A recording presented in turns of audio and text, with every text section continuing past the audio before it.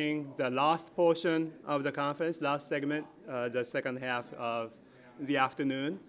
And I want to start by saying one thing I forgot to say about the program that you picked up.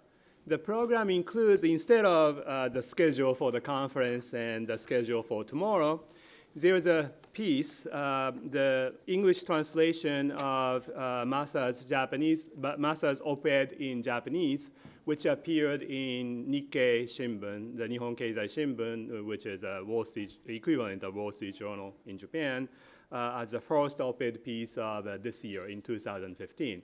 And for the last several years, I think, it has become, it has been the practice of a Nikkei to run an op-ed by Masa as a first op-ed piece of the year.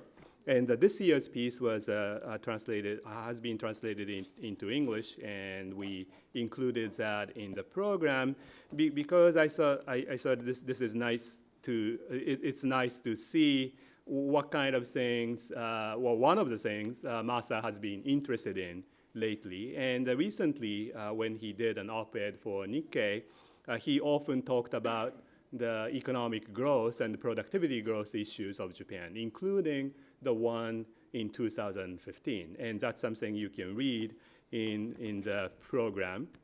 And the first speaker of this segment is a world-renowned expert on productivity growth. And I have a sense he will talk about, or he will actually talk about the productivity gaps between Japan and the US. So I'd like to invite Dale Jorgensen to talk about the half-century of trans-Pacific competition, price level indices, and productivity gaps for Japan and the US. Dale. Thank you very much. Well, it's a great privilege for me to join this happy throng on this unhappy occasion. Masa and I had known each other for a very long time. He was actually at Harvard beginning in 1968. I arrived in 1969. And then a very important event occurred, which is that my wife Linda arrived in 1970 and decided to form a social group that would include the junior faculty, which at that time including Masa. And so we became very close friends as a result of all this social interaction. Linda is going to talk about this tomorrow at the memorial, so I don't want to say more about that. What I want to talk about is a part of Masa's career that has not received a great deal of attention in this conference so far because of all the different things that he did. And most recently, of course, all his interactions with people in China that we heard about. So this is something that really dates from a period of institution building.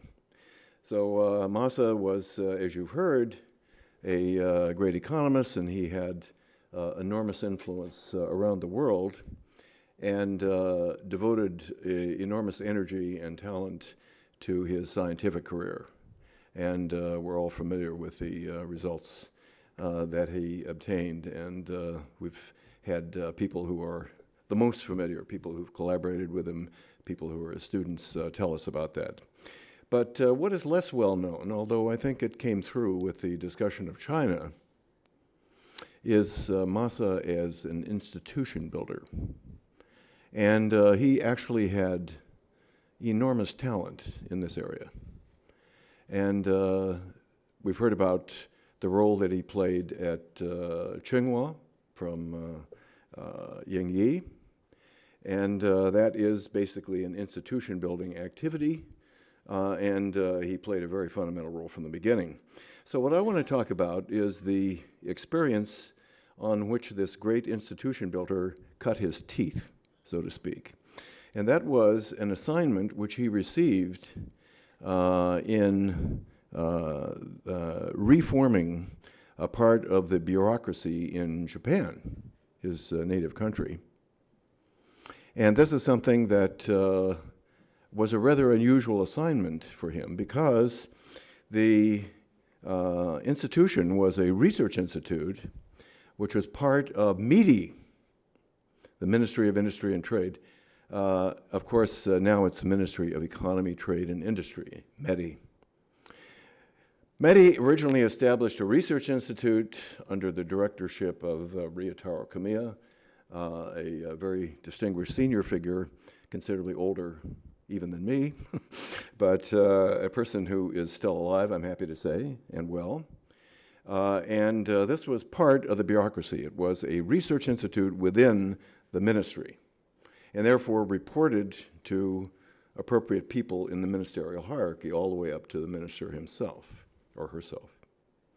So they decided at some point that this could not really perform its intended function, which was to provide a window for the ministry of the Japanese economy outside the ministry itself. Because being under the thumb, so to speak, of the ministry, this research institute obviously answered to the minister and the various assistant ministers and so on, and therefore never told a straight story. The story is always politically colored by somebody's particular objectives. And so they decided that they would have a research institution that was paid for and sponsored by the ministry, but would be outside the ministry and a separate part of the bureaucracy. And so this became the Research Institute on Economy, Trade, and Industry. And the first director was the last director of METI-RI, Masahiko Aoki. So he had the role of superintending this transition to the new model. I happen to be an interested party now in this. For one thing, they paid for the research that I'm going to talk about here, and I'm not going to have time to go into that. For another thing, many years after Masa had gone on to other interests in his institution building career, which waxed after this experience, I became one of their 2 foreign advisors. So this research institute has evolved into a great international institution. If you go to their website, which I hope you will do, you will find that most things are available in Japanese, of course. They're also available in English. That's not so surprising. But they're available in Chinese. And so people who are potential consumers of the output include the past, the present, and the future, if you like, of the Japanese economy. So this is a very important direction and reflects the success of this model to function outside the ministry as an independent organization. It also plays a very unusual role in Japan. Again, Japanese colleagues here can correct me if I'm wrong. That is a little bit like the National Bureau in the United States. It's a gathering place for distinguished Japanese scholars in every field of expertise in economics and some areas of business that we wouldn't ordinarily think of as part of economics. This wasn't entirely a happy experience for Masa. He did form the institute. I actually met him there. We had dinner with him at International House, I believe, or maybe lunch, and discussed his initial experience and so on, and we met the other people in the institute. But he left rather quickly and abruptly, let's say. And he then had a successor, but the basic model was established. The institute was separate from the bureaucracy. It was not simply a part of the bureaucracy and therefore answerable to budgetary officials who could decide literally on a case-by-case basis what the industry was going to, what the ministry institute was going to do. And it did develop an independent research program by recruiting people from every part of the Japanese economics profession, ranging from Takahito, who I thought was going to be here, I'm sorry that he wasn't, to junior people who are just getting established as investigators. And in that respect, it's very much like the National Bureau. It's kind of an honor to be associated with this institute, and because of its communication facilities, the website especially, but also lots of events and working papers and all that sort of thing. The Institute has flourished, and it hasn't changed its basic direction since Masa established it, so he deserves credit for this effort. Well, all right, so that's where we come now to the specifics. And so this is a story about trans-Pacific competition and how one looks at that from the point of view of data on the Japanese and the international economy. And this focuses specifically on Japan versus US, and that's by far the most important relationship until very recently for the Japanese economy, for the industries, for the firms, et cetera.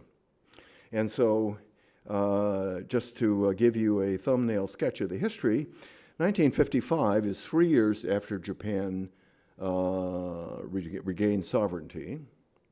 And the influence of the US occupation and its history was still very, very strong at that time.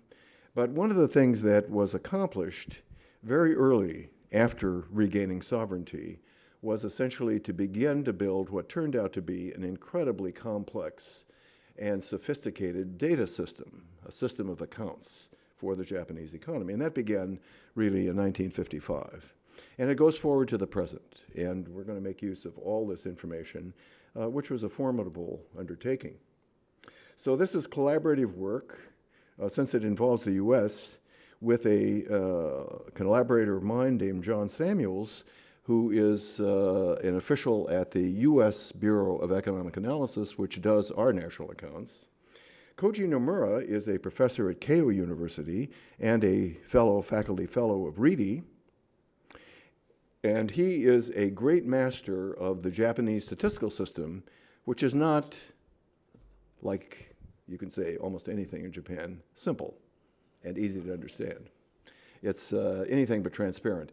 There are 15 different agencies, like the Bureau of Economic Analysis, that play some role in the Japanese national accounts, and it's all put together at a cabinet office agency that Koichi Hamada once directed. And it's then published, and underlying that is enormous amounts of detail. Only somebody like Koji Nomura could be a master of all this institutional relationship and all the characters of how to integrate all these different pieces of the system, and that was the main research goal that we had to try to achieve in this research. So we took as our objective essentially trying to understand trans-Pacific competition, beginning with the earliest data for which one could really make international comparisons between Japan and the US.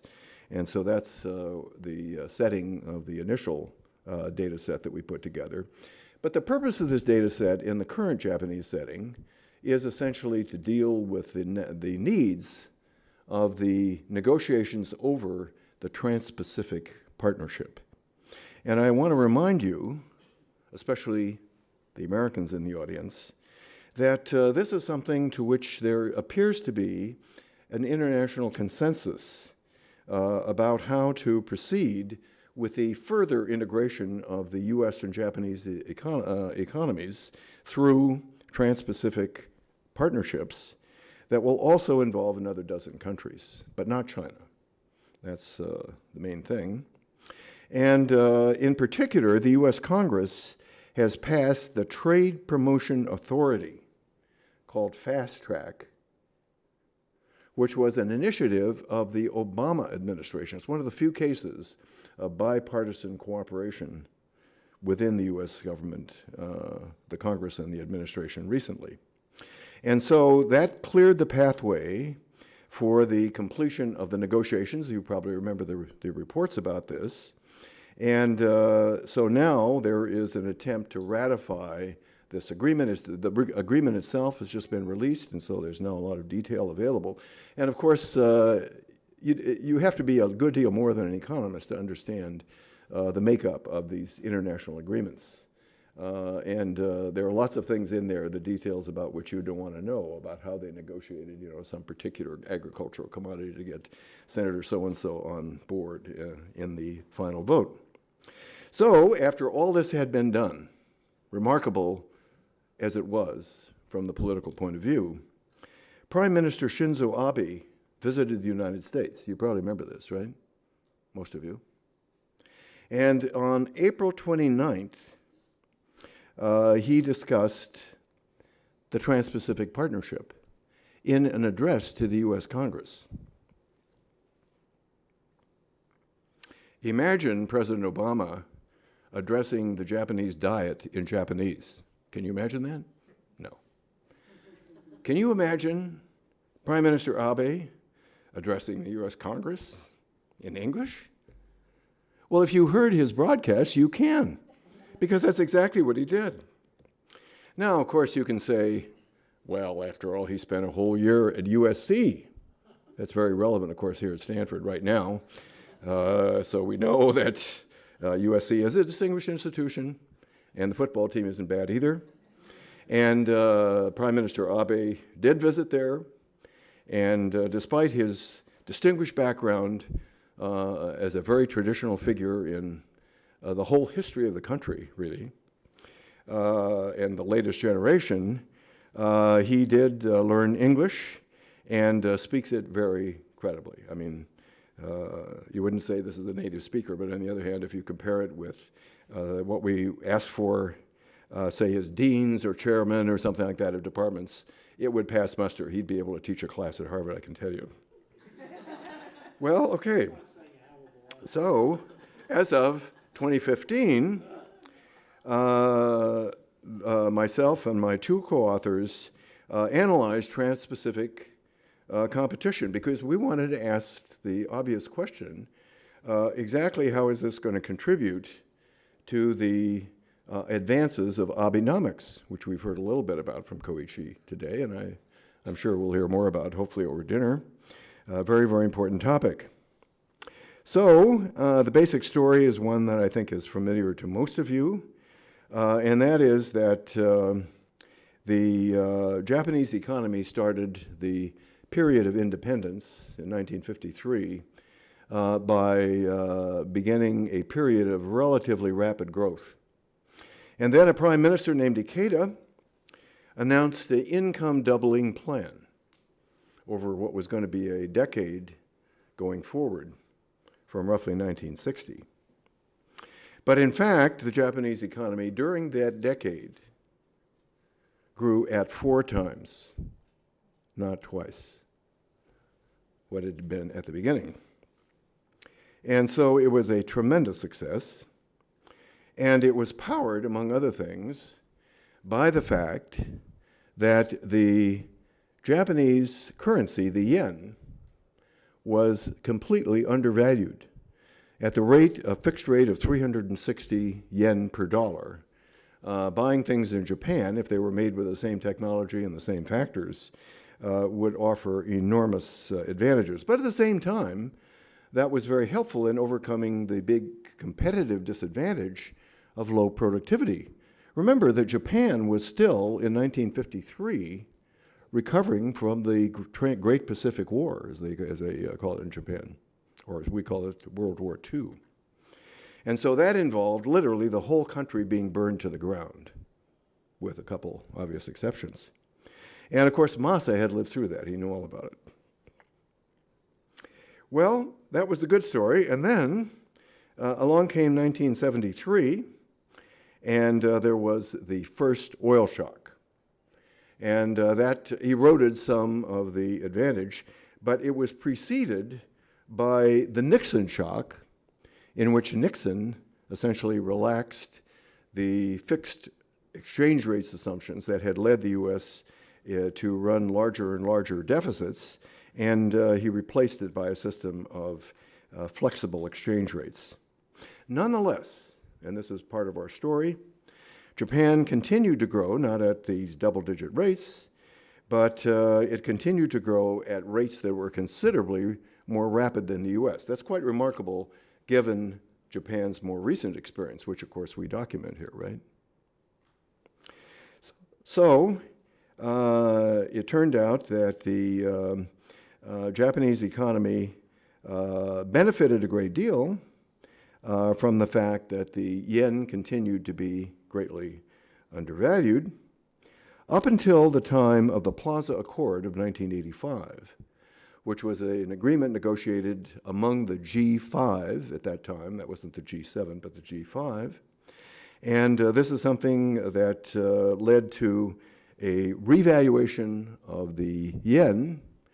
And by 1995, the Japanese yen was not undervalued, but it was overvalued, and overvalued by 67%.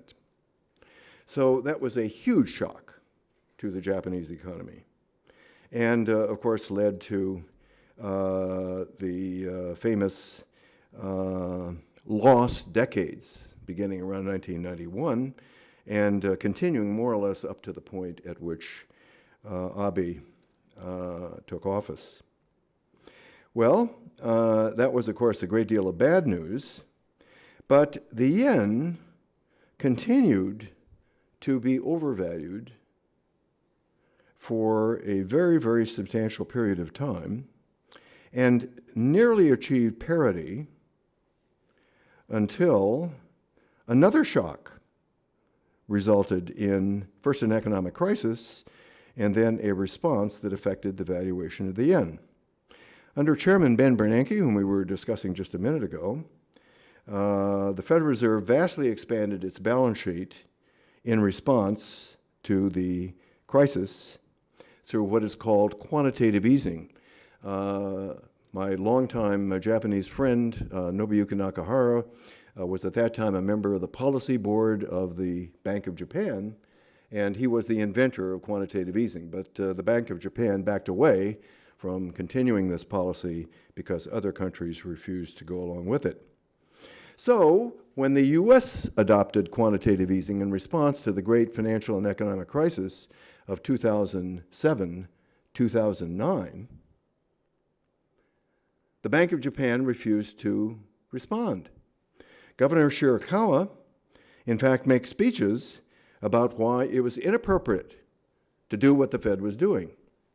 And that led to an enormous setback for the Japanese economy because the yen then, which had almost achieved parity with the dollar in terms of purchasing power, jumped and was once again overvalued, and this time by an enormous amount.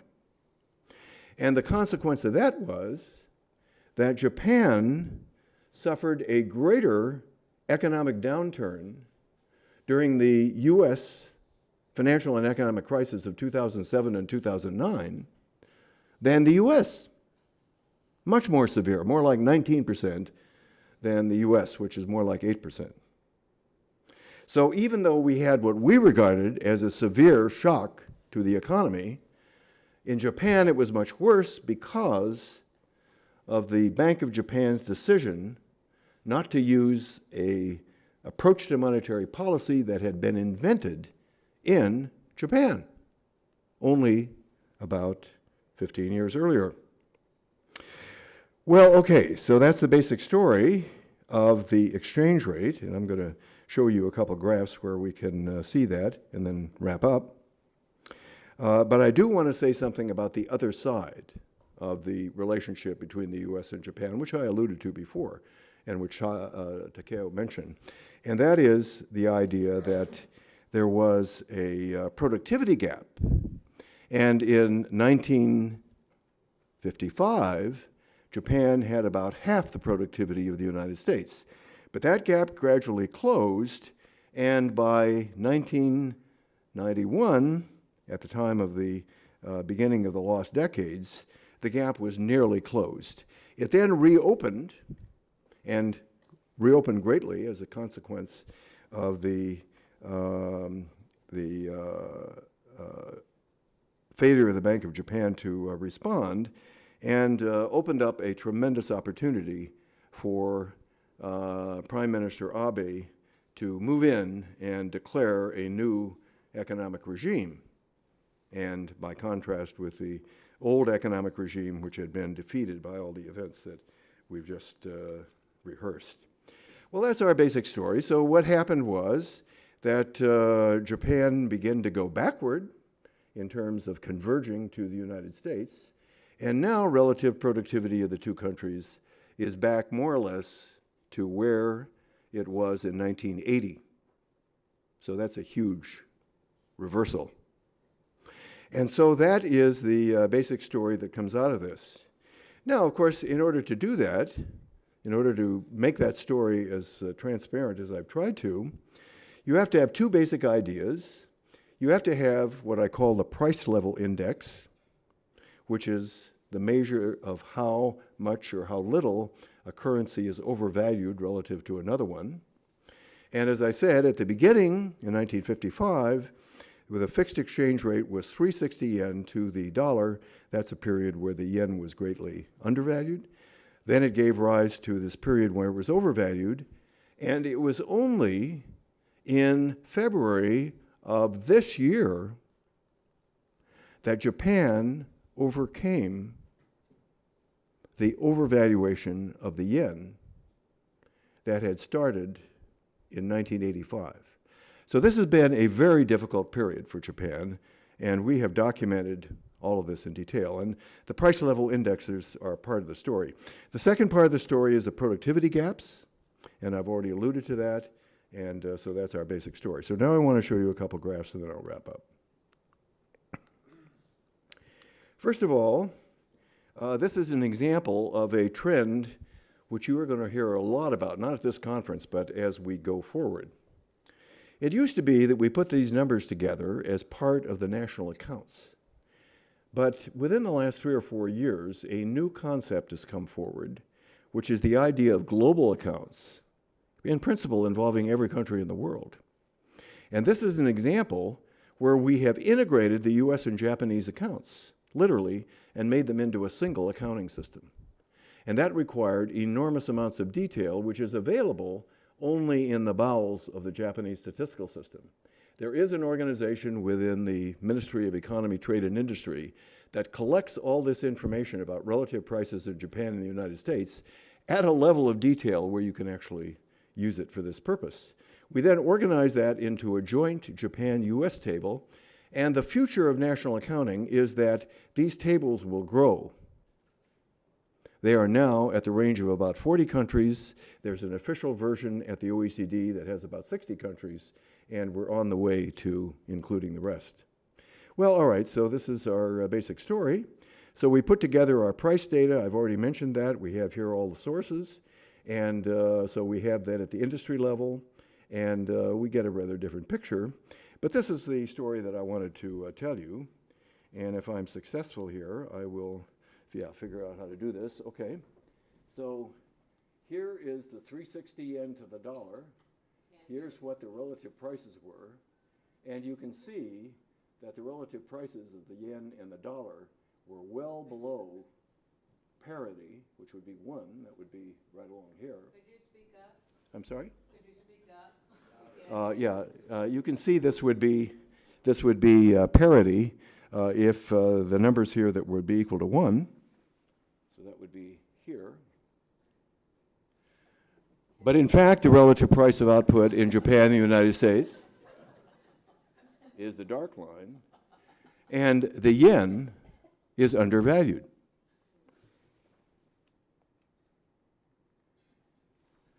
That all came to an end in the 80s, and the yen, instead of being undervalued, became overvalued. And that continued until the end of this picture, which is in 2012, but it continued until 2015. And so it was the policy of the Abenomics first arrow, administered by Haruhiko Kuroda, the governor of the Bank of Japan under Prime Minister Abe, that resulted in a period of parity for the first time since the 1980s. So that's the basic story of this chart. Well, all right, that obviously had a great deal to do with the relations between the countries, and I'm not going to have time to go through this in great detail. but I can give you some numbers about productivity, which I'll do right now. And so if we looked at the productivity gaps, we see that taking manufacturing being the dark red and non-manufacturing the light red, that one being parity, the productivity gap at the beginning of the period for manufacturing was about 50%, and for the whole economy as a whole a good bit larger than that. It almost disappeared in 1991, and you can see that more or less since around 1980, the manufacturing sector has achieved parity with the US. And it's the non-manufacturing sector that almost achieved parity in 1991, but the productivity has been going in the opposite direction since then. Well, the result of that is that the Japanese economy has, needless to say, been through tough times. And this gives a lot of detail about the industry origin of it, and results in my recommendation to Abenomics, which is that the third arrow is something that should be structured using relative productivity growth and relative productivity levels. And so if you do that, it turns out that there are 6 industries in Japan for which the relative productivity is very much lower than the United States. And therefore, they're the appropriate targets. What are those industries? Well, they are industries that are by and large protected. And they are already among those targeted by Abenomics. For example, Abe has done a lot of work on agriculture, which is right at the upper left-hand corner here. Construction is another example, and wholesale and retail trade, and finance, although Japanese has a reputation for efficiency that's certainly not deserved.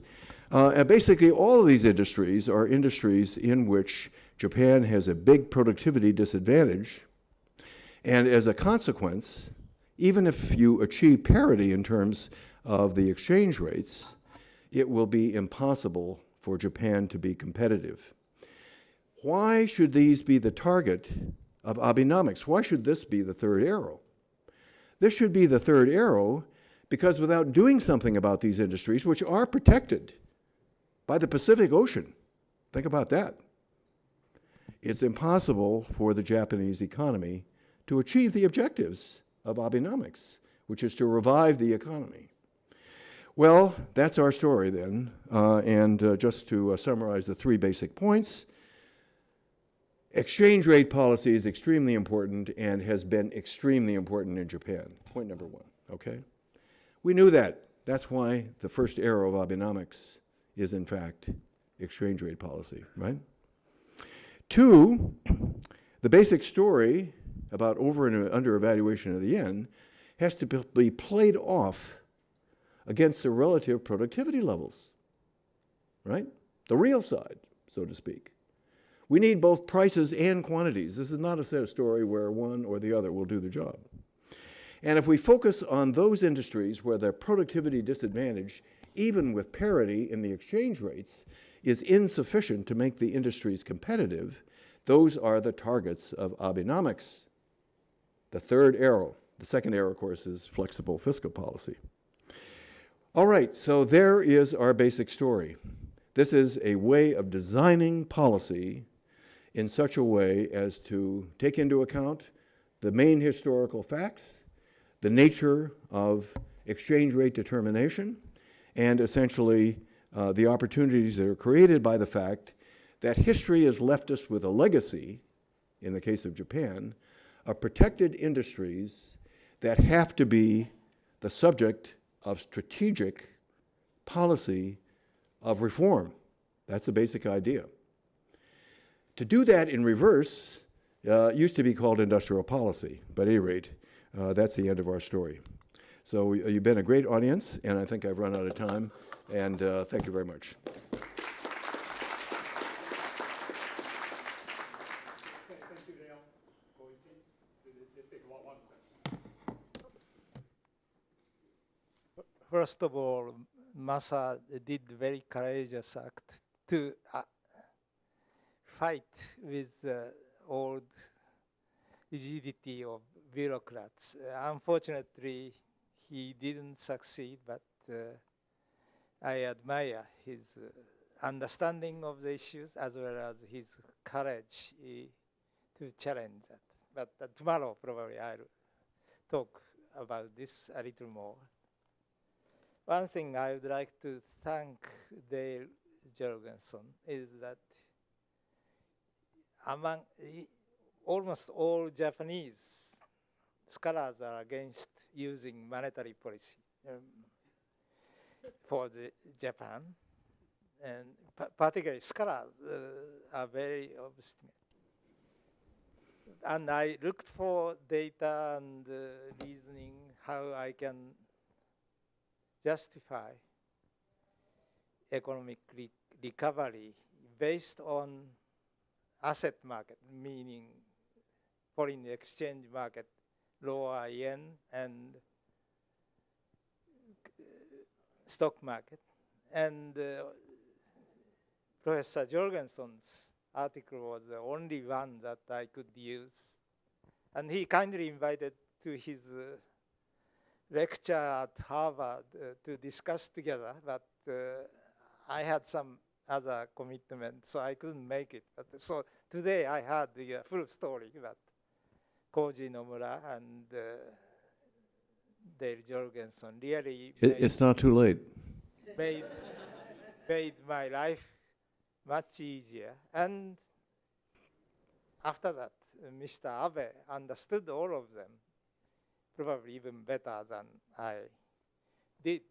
So that was a fortunate story after that. Thank you. Thank you.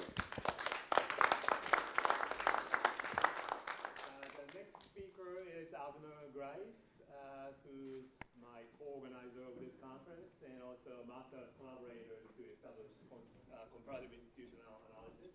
And he will talk about comparative institutional analysis, China and Europe compared. Abner? Thank you.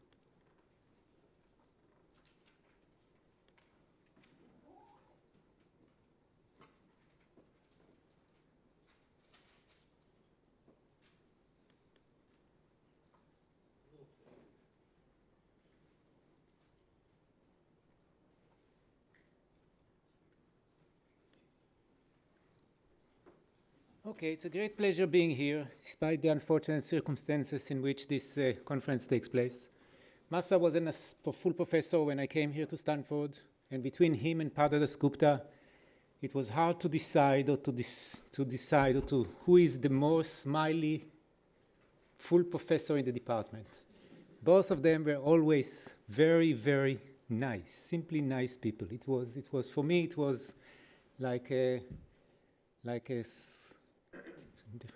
color of the sky. It's like the sun is rising. I got to her office, it was next to his office, and basically he will welcome me with a smile, and it was simply a wonderful person to be in the company of. And ever since he and I, of course, had a lot in common in terms of the research agenda, and the mentorship that he gave me was extremely valuable in so many occasions that I would not start to tell you about it because of the time constraint. But what I wanted to do is not so much follow the research that I had in mind to present about China versus Europe, but rather build on a Yang Yi presentation. Yang Yi was here as well when the comparative institutional analysis agenda started. And in some sense, he did a great job in describing how did it develop and what kind of research was conducted. What I want to do is to talk about continuation of the CIA or continuation of Masaoki's agenda. And in some sense, the way that I see it, it is being under attack. And it is under attack because what Masa has proposed is complex. And economists, with all our love of very complex models and very elegant mathematics and so on and so forth, we don't like complexity in reality. We like complexity in the mathematical equations. At least that's my reflection on the profession that I'm a part of. And this is not what Masaoki was all about. For Masaoki, China and Japan were not the same. They were fundamentally different. And Korea is yet another story, and so on and so forth. For the average economist, the Far East is simply a longitude and longitude issue. It's a location. It's not a society. It's not different by any other means, but just basically the distance from the equators or the amount of rain that you get or something along this line. So that's what I want to talk about, this challenge and the ability and the way to move forward in terms of this challenge. And with this respect, I will share with you a little bit of my ongoing work on China other than in Europe, because I think what for many of you, the Chinese case will be less known than Europe. Or put it another way, I learn more from my research on China than I learned on my research on Europe recently, so I'm excited about it, and I want to share it with you. What are the approaches for institutional analysis in terms of what we see here? So the first new institutional economics came first in the 1970s, 1980s, 1990s. The big champions were, of course, Coase, on which North, Douglas, and Oliver Williamson built up their very nice, elegant, and very distinct analytical framework. The premise was basically very much influenced by the institutional foundations of the market and polity in the United States. So in particular, if we take Douglas North, for him, institutions were ruled, made by the state. So true, the rhetoric is much more rich than that, and he really believed that the reality is richer than that. But analytically, what he has proposed is, let's look at the government. The government is deciding rules, which are the rules of the game in the economy. The organizations, the firms, and so on and so forth are playing subject to these rules. They learn whatever they learn, they get information, they have interest. They go back to the government, knock on the door, give money, give donations, get the institutional change going in a direction which is by and large Pareto optimal, because people have to buy their way into the new rules and so on and so forth. And that's the way he saw the world, and that was basically his 1990 book was the foundation of his Nobel Prize in Economics, which was a way to present for the first time, and I don't want to understate the importance of this contribution, it was the first time in which somebody went and created a general equilibrium model of economic institutions, political institutions, and economic changes over time. So that was a great contribution, and he opened the field quite substantially.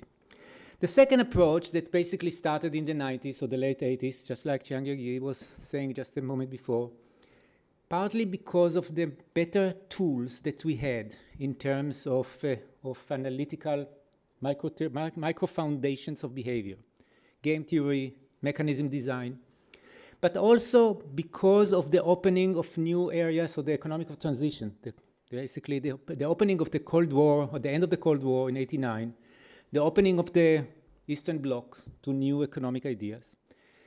And basically, I remember being with Aoki in 1992 in Moscow, sitting there in a conference room with zillions of other economists from the West. And the vice minister or prime minister, whoever it was that was talking to us, the Russian, was basically expressing his confidence in the fact that we have the key, the golden bullet, the silver bullet, whatever is required in order to make the economy into a prosperous Western capitalist economy. No problem, just ask the economists, they will give you the key, they will tell you what to do, and that's it, and the transition will be nothing to it. We know this was not the case, despite the fact that some economists did say they know the trick. It was harder than catches the eye. So there was a lot of demand to expand institutional analysis in a more comprehensive, more detailed, more micro-level, context-specific way. And that was a big part of what comparative institutional analysis came to in response to. So in its comparative institutional analysis, institutions are considered as equilibria, or equilibrium. Basically, you want to analyze the incentive of individuals to follow the rules associated with this particular economic interaction or political interactions. And the level of analysis differ from games, from social groups, from domains, was Masa called in his comparative institutional analysis books, in which he differentiates between social domains, economic domains, political domain, and so on and so forth. The analytical leverage was through the concept of equilibrium. What do I mean by analytical leverage? Look, we are an economist after all. We have to have some mapping from exogenous variable to endogenous variable. What is given to those who make decisions, and what decisions that they make, and what's the interaction between the two. That's the world in which that's the language that we speak. That's the way we think about the world. So the challenge with studying institutions is that too many things are endogenous. Because in the broader scheme of things, if you believe that institutions are all there is to it, everything is endogenous. Us sitting here in this room is endogenous to the institutional structure and so on and so forth. So the challenge is that the response of Douglas North to this challenge was simple, yet brilliant. He said institutions are coming from the state determined the institutions, and that's the leverage. I am General Motors, I learned something good about how I can run my business, I need to change the regulation, I'll go to the United States Senate, I'll convince them to change the regulation, and that's it. So the efficiency of the institutions, the knowledge and the information available to the organizations, which are themselves a function of the institutional framework within which those organizations interact, was providing the analytical leverage. I didn't know before that this might be good for me. My cognitive understanding, my information was less rich than before. Now I know better, so I go and ask for a change. And the mechanism for change, what is exogenous, is the political system and its decision-making process. In the comparative institutional analysis, the endogeneity is with respect to the individuals who interact within this particular aspect. So the endogeneity of the institutions is that everything can be endogenous to the interaction between the individuals. It is their expectations about each other's behavior under various contingencies that will lead to the equilibrium that we observe. So driving on the right or driving on the left on the street is kind of the usual examples, a little bit missing some points, but nevertheless is useful. We drive on the left side of the road in Japan or in Australia because we expect others to do so.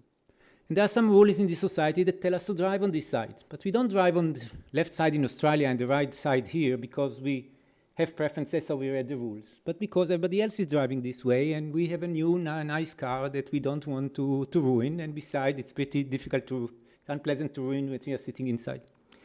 So the analytical leverage was achieved by looking at the set of possible equilibria in given situation, and not on the interest of the individuals per se. So that was the analytical leverage. This implies, and we know from game theoretical analysis and many other analytical framework in the modern microeconomics,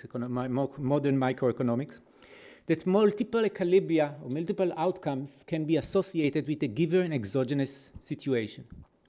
The usual example or the quintessential example is a repeated prisoner's dilemma game. Two individuals, two actions for each, yet infinite amount of outcomes are possible. Each of them is an equilibrium.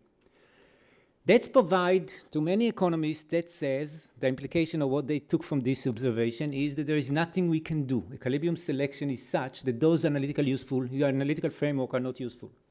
The comparative institutional analysis response was it's very useful because it highlights the importance of the context in institutional selections.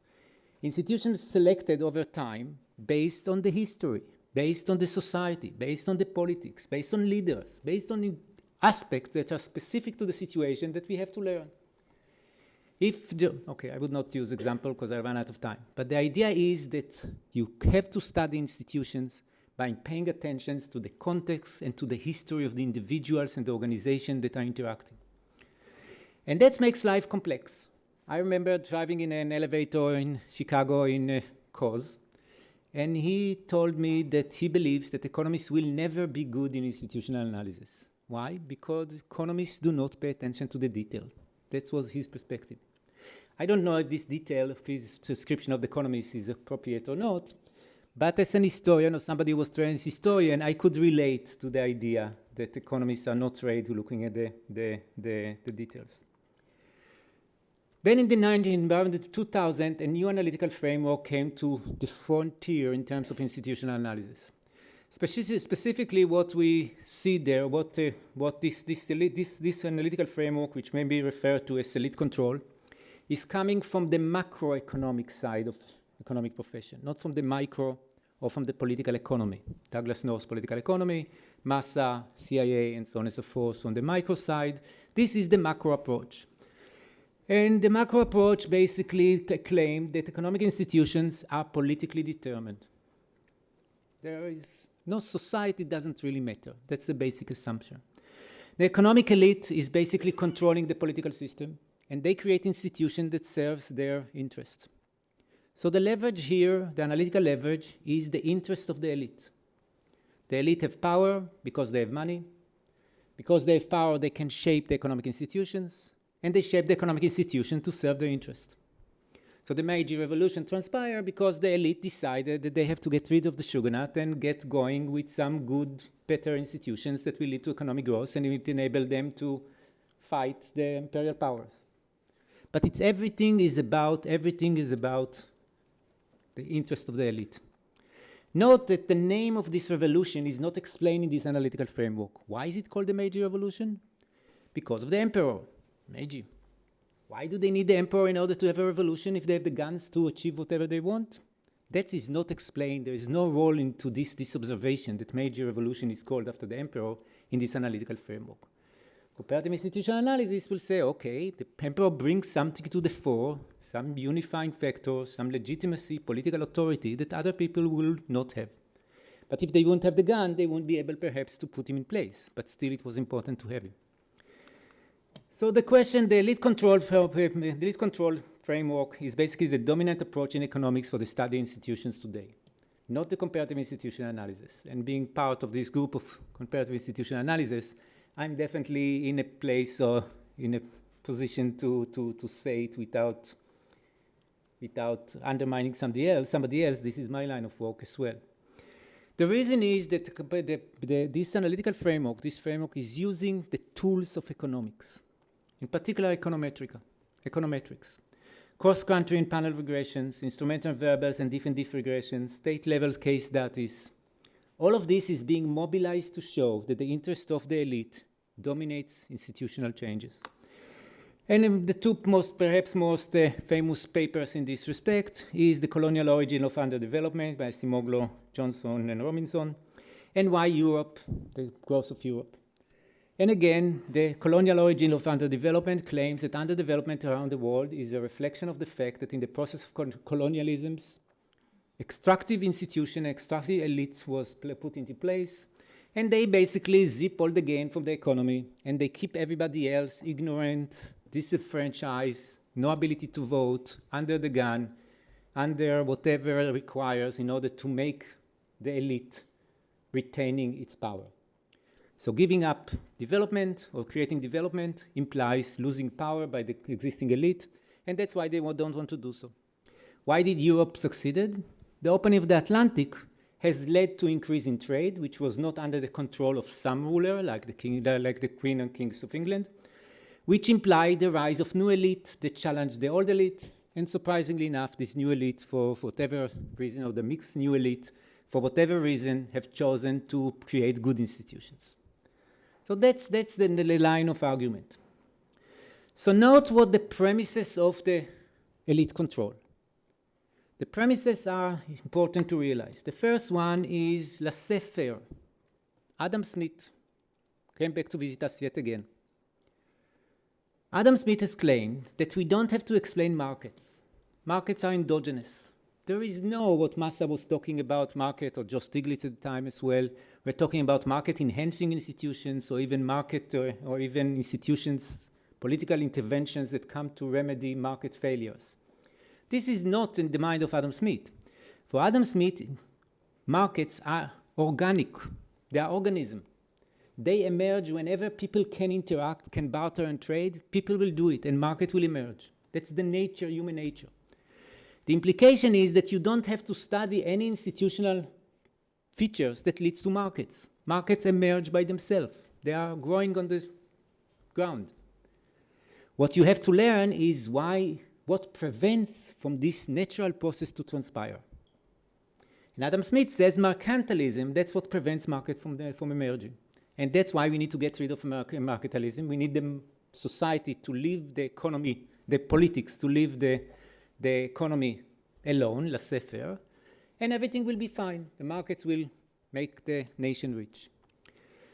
The elite control framework took it one step further.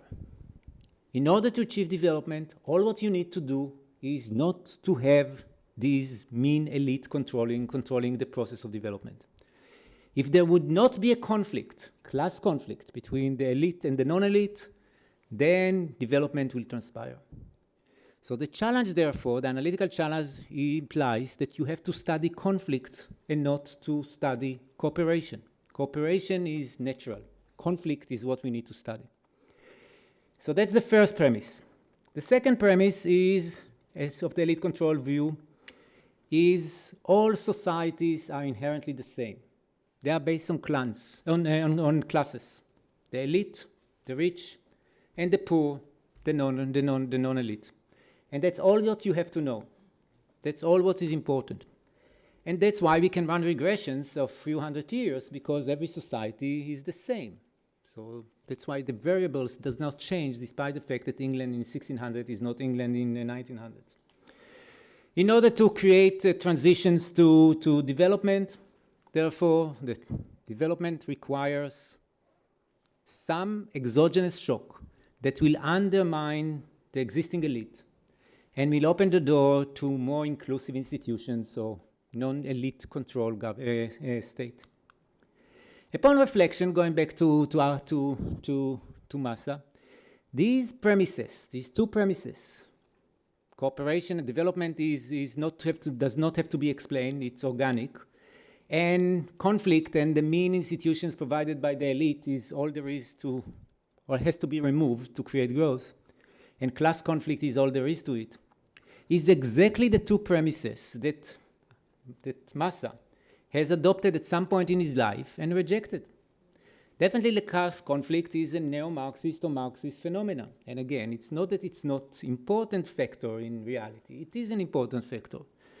But Masa thought this is the only factor, this is the way to move forward in terms of economic development, and he came to learn better than that, to know better than that. The same with respect to Smithian economics. Once upon a time, Masa was in his early days, in the mechanism design days in Minnesota, he was much more Smithian than he became later on when he came here and talked about the mere fact that markets need institutional support and transitions to markets should not be taken for granted. So the challenge is to the comparative institutional analysis is, first of all, is cooperation important or only conflict is important? And again, coming from the Middle East, I'm the last one to say that conflict does not matter. Conflict definitely matters. But whether cooperation is also matters, that's a separate, there's no contradiction between the two statements. Both of them are important. The question is when, where, and why. But note, however, that even conflict on the social scale requires cooperation. ISIS guys, as much as we don't like them or don't like what they do, they cooperate with each other. They have a well-defined group of people that work together. That's why they are so tough to beat. It's not somebody in the street that robs you. That's an individual phenomenon. This is a social phenomenon. And that's why they are so successful, because they are cooperating very well among themselves. The same issue is with respect to choice versus implementations. The framework advanced by the macroeconomists, basically, or by the elite control view, basically associated choice and outcomes. In the sense that let me give you just an example of what I mean. In order to transition to democracy, all what has to be done is that the authorities, the elite will declare, we are moving to democracy. And then democracy will transpire. There is not an issue of implementation. How do you find the voters? How do you count them? Do they know to read and to write? How do you organize the census? How do you know it is free and fair election, and so on and so forth? All those issues are not there. It's just a matter of choice, not a matter of implementation. The third challenge that's related to it, so the question is why implementation is matters here. Because if implementation is important, then the comparative institutional approach has much to say about it, because it's about why people will behave the way they will behave. The last point is, does social organization have an independent causal effect on institutions, policies, and outcomes? Independent, I mean separately from the politics. Casual, I mean it matters. So, to sum up, the challenge is to bring society back in. Does social organization of cooperation matter to institutional development and economic outcomes? And in particularly, does it matter through the process of implementations? That the way that the ability to implement in a society various policies depends on who can cooperate with whom. So the focus of what I want to talk about in the last 7 minutes, I believe that I still have, hopefully a little bit more. What I want to talk is a little bit about the social organization of cooperation. What is the social organization of cooperation? Social organization of corporations are the social units whose members feel morally obliged to contribute to their group. As noted here in the beginning of the conference, some of you have paid their way to come here. Why? Because you feel members of this group that Masahiko was representing, and you are willing to contribute from your own pocket money or from your own research grant or research money, the money required to come and to participate. You are willing to contribute to this group, to this intellectual community that the people in this audience represent. The organizations of the conference, which I must admit I did very little about, despite what has been said here. That means there is one person here who did all the work, at least the academic work, not the administrative work, and it's not me. And he did it because he wanted to contribute to this group. And that's exactly what we want to talk about. The question is, social units that have comparative advantage in cooperation, in supporting corporations, can have an impact. And if we look in history, social organizations of cooperation change drastically between various groups. So this is the example, is the distinction between China and Europe. In China, the clan used to be, at least from the 11th century or thereabout, used to be a main social unit. It was based on kinship. Morality was limited in the sense, according to historians, but I'll go into more detail later on, in the sense that it was designated or directed toward members of the clans, to people with the same surname, literally speaking, members of the clan. Not every person with the same surname necessarily was a member of the same clan. But despite the fact that it was limited in scope, it was deep in terms of the intensity. When I told my Chinese friend what commonly said in the circles of my non-Chinese friend, when children help their parents, when parents help their children, the parents are happy and the children are happy, the adult children. When the adult children are helping their parents, then the children are not happy and the parents are not happy. He said, no, in China it's different. I'm very happy to help my mother, he says, and he does invest a lot, I know, in his mother. That's his social unit of cooperation. He feels morally obliged and he benefits and enjoys helping his elderly parents. Institutions in these groups is relations-based, and I'll be more specific in a moment.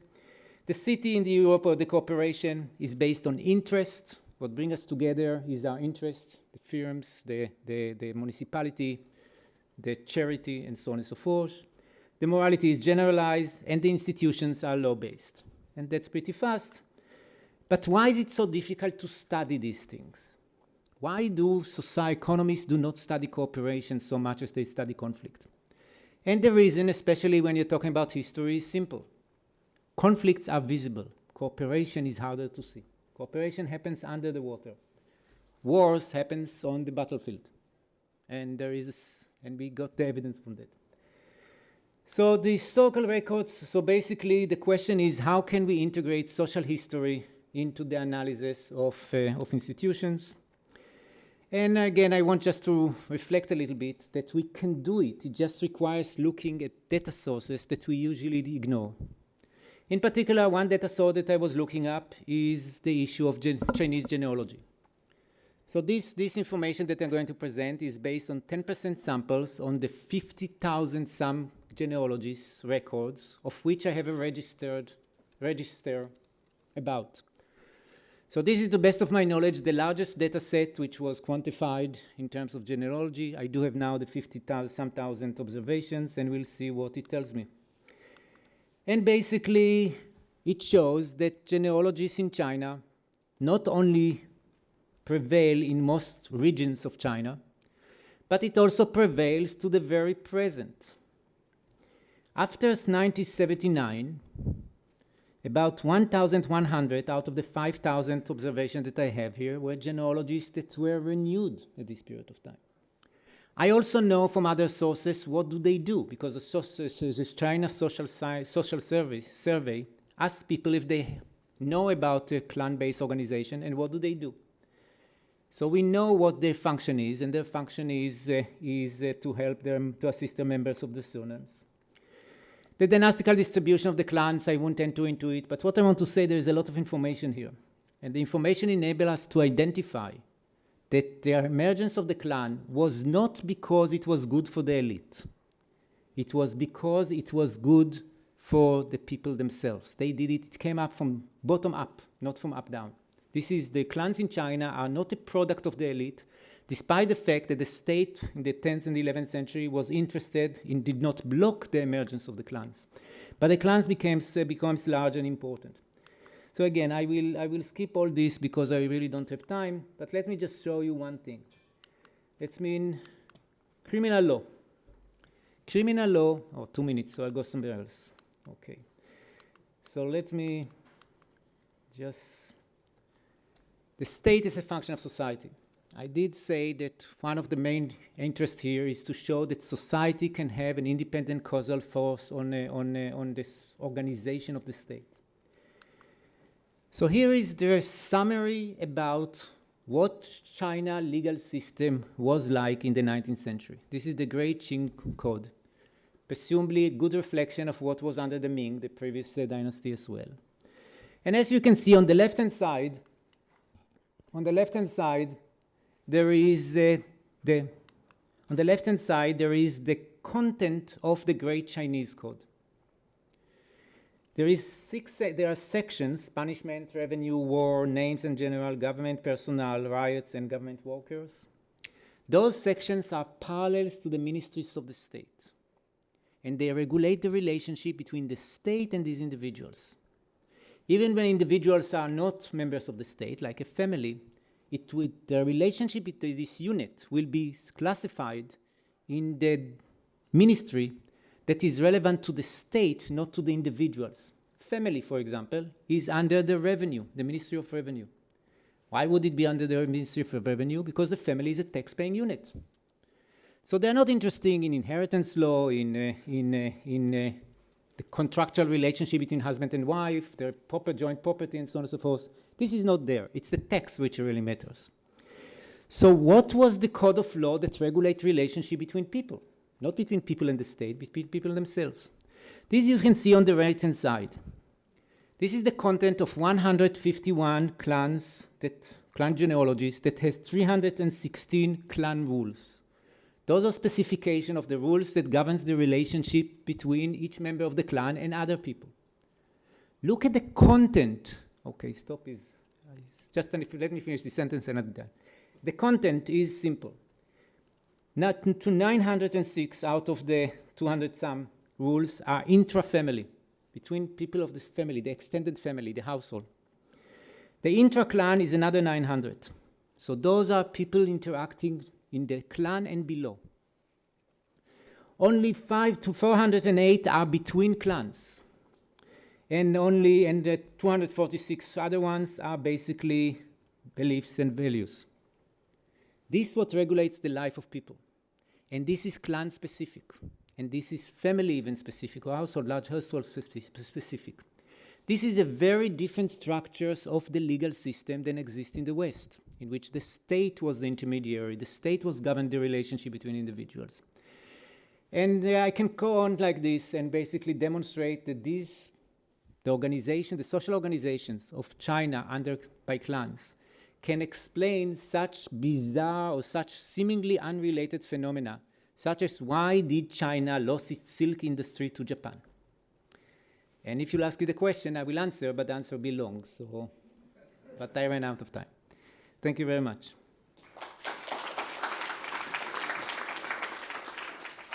Thank you, Avner. Since the answer will be long,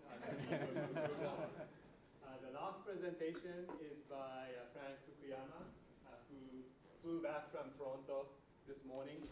And the title of his talk is... it doesn't matter. I'm going to talk about something else anyhow, so... The title of his talk was supposed to be Asian Kinship, Industrial Structure, and Trusting Government. Okay, well, thanks very much for inviting me. I am probably the only non-economist speaking today. I'm a political scientist, and in fact, I'm not one of those political scientists who wishes he were an economist. I don't do game theory.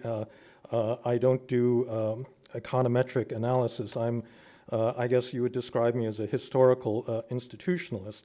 And despite that intellectual distance between what I do and what Masa did, I think we came to be very close and shared quite a lot. We actually met back in 1996 at the Samsung Economic Research Institute in Korea. We were both invited to speak, and then we spent a couple of days just touring around Korea, and then we reconnected when I came to Stanford in 2010 and got to know Reiko-san, the family, and it was a very nice relationship.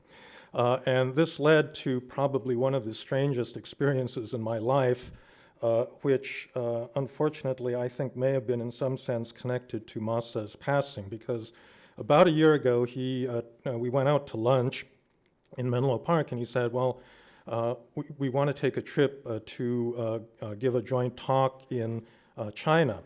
He had a center that he had established at Tsinghua University, and he said, okay, let's find a time to do this. And so we eventually agreed to go in April. And it was going to be a meeting with some Chinese external, relations, one of these committees. But then about a week before we left, Masa called me, and he said, well, the real purpose of this trip is that we're going to meet Wang Qishan. So Wang Qishan, if you follow Chinese politics, he's actually, I think, ranked number 6 or 7th in the Politburo Standing Committee. He's actually the second most powerful individual in China after Xi Jinping, because he is the Politburo member who is responsible for the anti-corruption drive. And he is by far the most feared man in all of China. This is an anti-corruption drive that put the former interior minister in jail. Xi Jinping said he was going to go after tigers and flies, and he's gone after some very, very big tigers. So this is an extremely powerful individual. It was set up by a Japanese Chinese person, Ted Takuchi, at CITIC Security. CITIC, as you may know, is a big SOE, and he was a managing partner until he stepped down. To this day, I have no idea why this visit happened. It was one of the strangest experiences in my life. I was told that Wang Qishan would want to quiz both of us on all sorts of things. He likes to follow American and European politics, and we actually didn't get a word in edgewise in the hour and a half that we spent with him. And actually, the transcript of this meeting then got out on the Chinese internet for a few days until it was taken down. And I have not run into a single well-informed, Chinese person that did not know about this meeting that we had. And there is a huge amount of very intense speculation about why Wang Qishan wanted to meet with us. There's a liberal interpretation that there's a couple of things he said that were showing some distance between him and Xi Jinping. On the other hand, there's also a very conservative message. The one question I managed to get in this conversation was whether he could actually imagine China ever moving to a genuine rule of law where the Communist Party itself would consider itself to be under the law, and his immediate answer was absolutely not. This will never ever happen.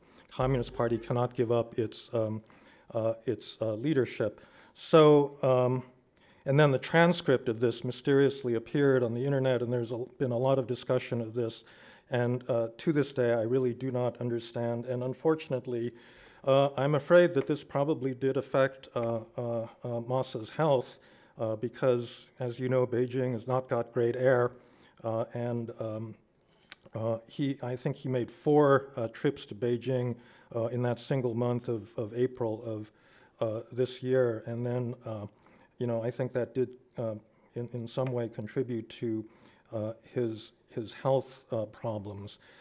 So it was a very very interesting trip that I still am puzzling over, and I do not understand the significance of. I don't know why this powerful individual wanted to meet with 3 people of Japanese ancestry in this particular in this particular fashion, and my Chinese friends since then have been speculating really about this endlessly. However, that's not what I'm going to talk to you about today, because I really want to talk about a body of work of Masa's that he wrote over the past decade that overlaps with a lot of issues that that I have gotten interested or and had written about in earlier phases of my career, which had to do with the role of trust and industrial organization in China and Japan. He wrote a whole series of papers around this theme under various headings. Sometimes he also included Korea in this. And then he noted, the usual macroeconomic histories of these different countries, this whole idea of the flying geese, and that they were going through very similar phase transitions between one period of economic development, with China and Southeast Asia, flying somewhat behind Japan and Korea and so forth. And then at a certain point in the paper, he says, okay, enough of this. The fact of the matter is that there are still really important differences in industrial structure and a lot of other things between these countries that can't simply be explained by the historical sequence by which they were modernizing. He, I think, was describing in economic language a phenomenon that has been addressed at some great length by non-economists, which is this extremely complex interplay between kinship, social structure, politics, and the economy between Japan and China, and in many other ways in Korea as well.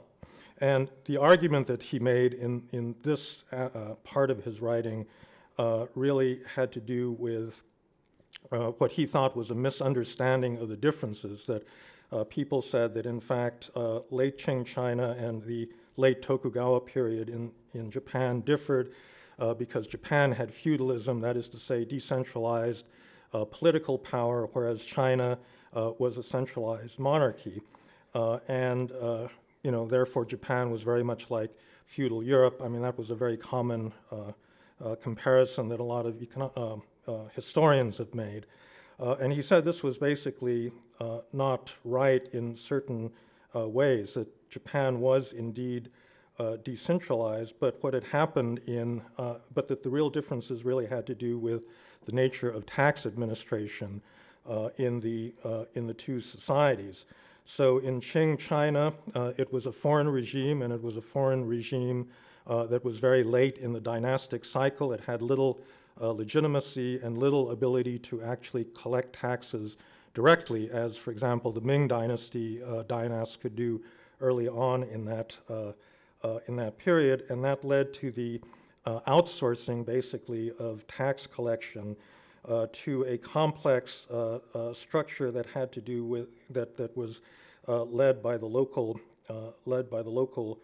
gentry, who acted as tax farmers for the state. He argued actually that the clan organizations that Avner referred to were in fact actually not genuine kinship organizations, but were simply structures that were put together for the purpose of tax farming.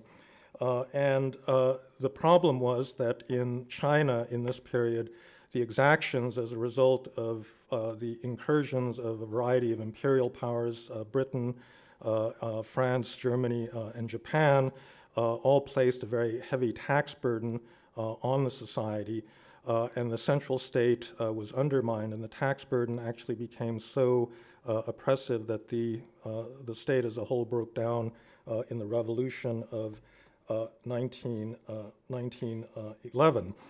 And the rest of China's history in the 20th century, I think, is familiar. Japan was different. It was nominally a feudal society in which there's highly decentralized power. Power was held by about 200 so-called Han governments led by individual, samurai families.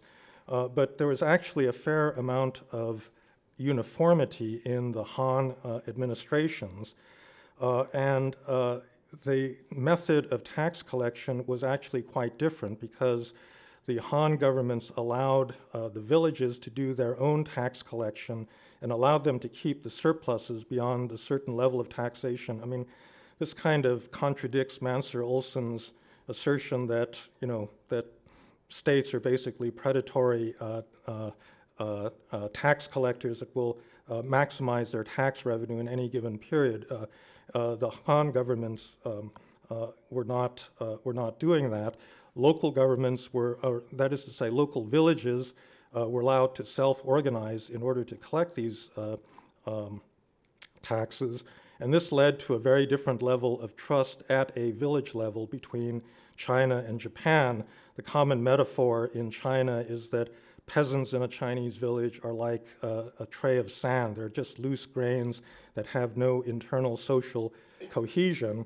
But because of the nature of tax administration in the Japanese village, where the village was forced to be self-organizing in order to collect this tax burden, there was a much higher degree of social cooperation, which led to a kind of horizontal form of social organization, whereas in China, political order essentially had to be hierarchical. There was very little trust among individual peasants between gentry officials that were all competing with one another. And in the end, in periods when China was cohesive, it happened as a result of strong central authority, whereas Japan could achieve a certain degree of more spontaneous organization through this kind of horizontal organization. What happened, of course, in China was that this entire system broke down with the revolution in 1911, the rise of this period of warlordism. Because of the exactions that had been imposed by the international community on China, there was such a level of predation by tax collectors in the countryside that this led to a whole series of peasant revolts, which Mao Zedong and the Communist Party then took advantage of when they started to mobilize in the 1920s and 1930s, and therefore you had a genuinely peasant-based social revolution organized by the Chinese Communist Party. Unfortunately, the Chinese Communist Party did not restore the family to its usual role in Chinese society because of the organization of peasant communes, which in a certain sense, because of the incentive structure, set peasant against peasant and did not create trust at the communal level as the communists were hoping. I mean, it was an interesting thing because it actually led to, in a certain sense, greater family solidarity because under the commune system, the only people you could trust in the countryside were actually direct relatives. And that kind of led to the revival of family-based entrepreneurship. Once 1978 it happened and Deng Xiaoping declared the personal responsibility system where peasants could start keeping some of their surplus. And so the Chinese family sprang back into full force, and that was kind of they led the economic development in the period of township and village enterprises and so forth. So the other thing about Japan, which I think Masa also noted, was that although the Meiji Restoration is spoken of as a dethroning of the emperor, it was actually it represented a period of extremely strong centralized government in Japan. It's just that the nominal ruler in Japan is almost never the actual power holder, and so outsiders get deceived by the fact that they can't identify, the person that's called the emperor doesn't actually seem to be very powerful, and they don't really know who's pulling the strings in the background. But in fact, Satsuma and Choshu, the two Han governments that really led the Meiji Restoration, were extremely powerful and exerted a great deal of leadership in this period, and that was what provided the kind of centralized political authority that was necessary for Japan to then reform its political system and engage in the takeoff that happened after 1868. And in fact, because peasants were allowed to keep so much of the surplus in the villages, unlike China, and of course there are no external taxes paid to colonial authorities and so forth, but as a result of that, you simply did not have the continual peasant revolts in Japan in the post-1868 period that you saw in China. And there's still quite a number of unexplained developments, historical developments in this period, which I think Masa did not address, and I actually have not seen anyone else fully address them either, which is, among other things, why did these 200 Han governments dissolve themselves as peacefully? In a similar period of imperial consolidation in Europe, when you're merging a lot of separate political entities, this was a prolonged, bloody struggle that occupied a good 150 years of European history, state building, and in Japan it happened in the period of about a decade, with the lesser Han government simply deciding to cede power to a central government. I've never heard a good explanation for that.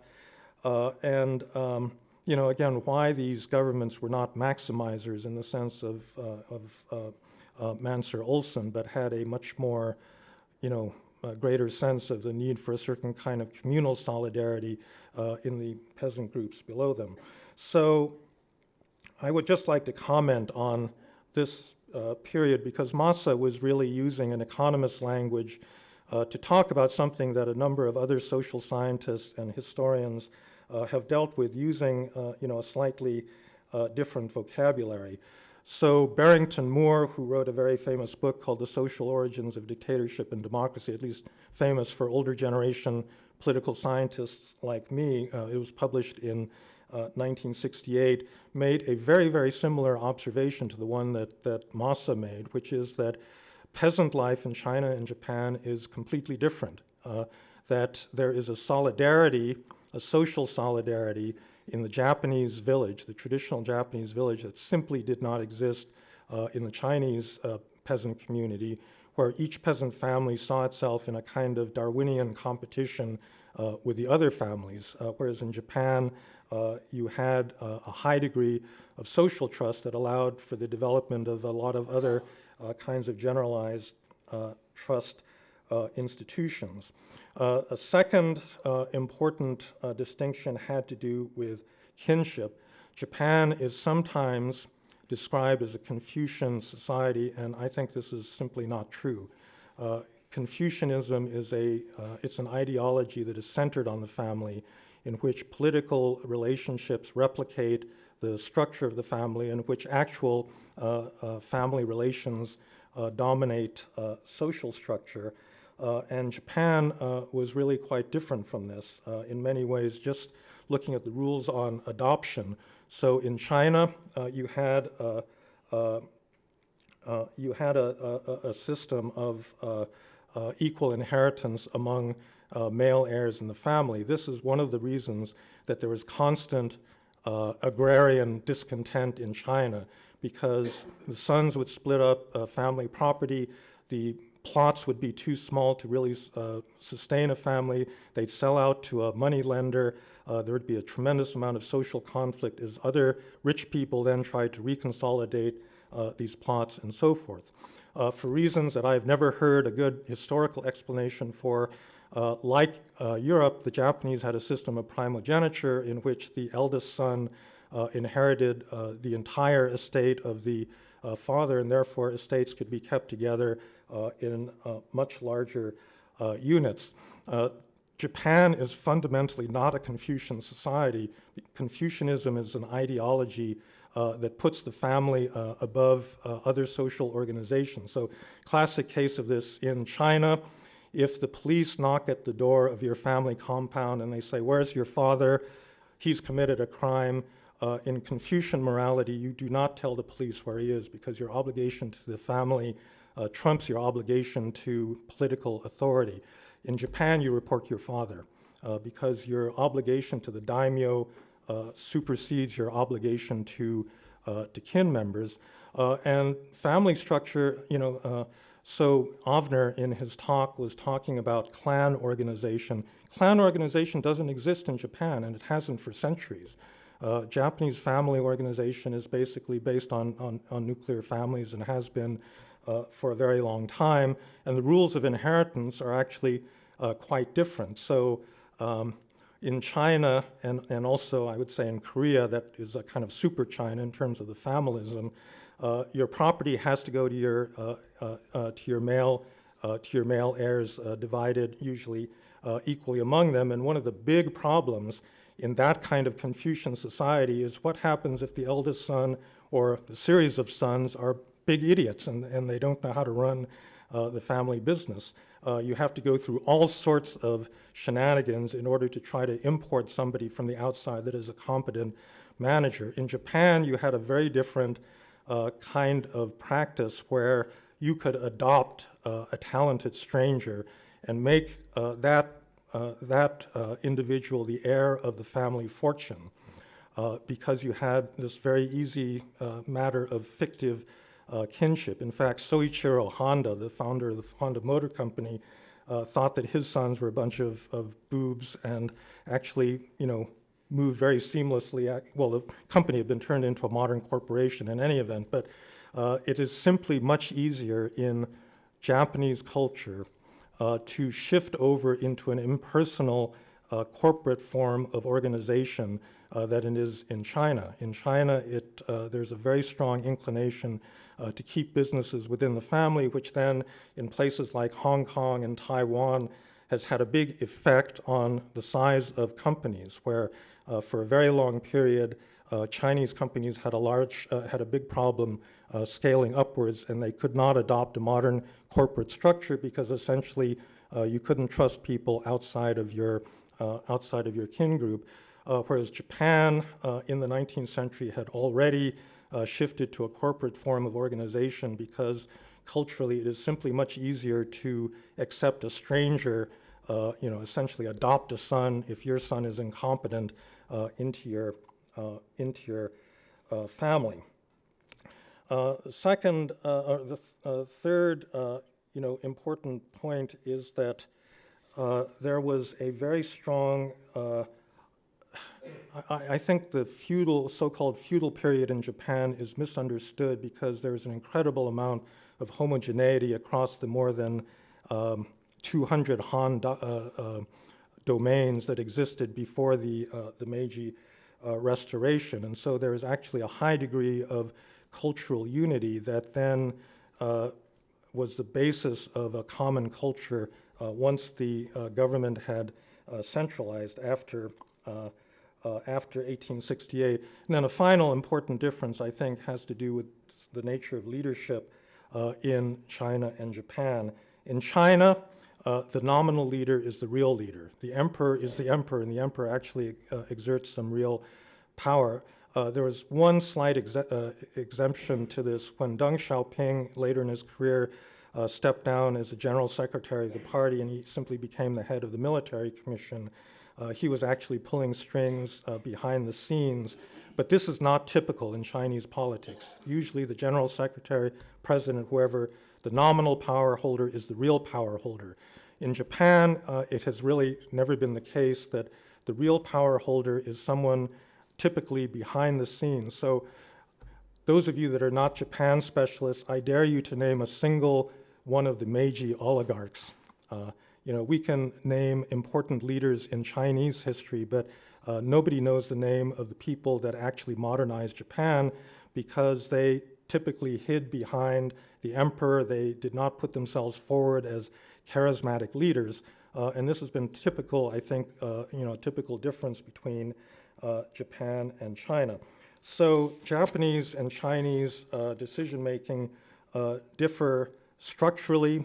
China has always been much more hierarchical and authoritarian. Japan has depended in certain ways on a combination of hierarchy combined with a great ease of horizontal coordination. I'll just end with a paper that Masa wrote on Fukushima. because I think, in fact, the situations of the country, in fact, he had this very nice paper where he pointed out that the kind of horizontal Japanese form of organization was good in periods of relatively slow transition, but very bad in crises when the country actually had to act.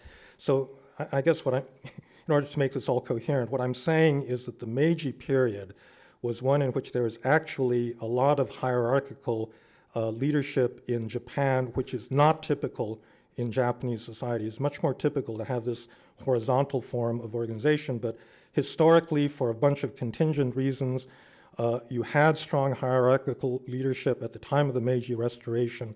And since that point, Japan has kind of reverted to the mean of this sort of horizontal form of organization. China, in the same period, had a government that dissolved and basically, fell into anarchy, and it has restored its typical hierarchical forms of organization. I think that, what Masa was saying about Fukushima is that the horizontal form of organization that Japan makes use of is good for incremental change. It is terrible for dealing with a crisis when you need strong, decisive leadership. And if there's anything, before Mr. Abe, how many of you can name, the last 10 Japanese prime ministers who were all in power in the last decade, because none of them lasted more than a year? Whereas we can all name who the Chinese leaders were in this period. China has gone back, to its historical pattern of being a strongly hierarchical society, and Japan, in a certain sense, has reverted to this form of horizontal coordination and very poor leadership at the top. Mr. Abe is a little bit of an exception to this, but we'll have to see how well he does in the long run. I guess that is what I wanted to say. Masa spoke, he was an economist, and we spoke different languages, but I think we were actually talking about very similar kinds of issues, because in these papers, when he talks about China and Japan, he says, okay, well, the economic theory says they're just like these flying geese. They're all going in the same direction. They're just different phases and so forth, and they'll all get to the same point. And I think he was ultimately extremely skeptical of that, that he thought that these, historical, cultural differences, it wasn't clear whether there was going to be an ultimate convergence. And for that reason, I think his work on all these countries, the more qualitative aspects, was actually, to me, quite fascinating. Thank you very much.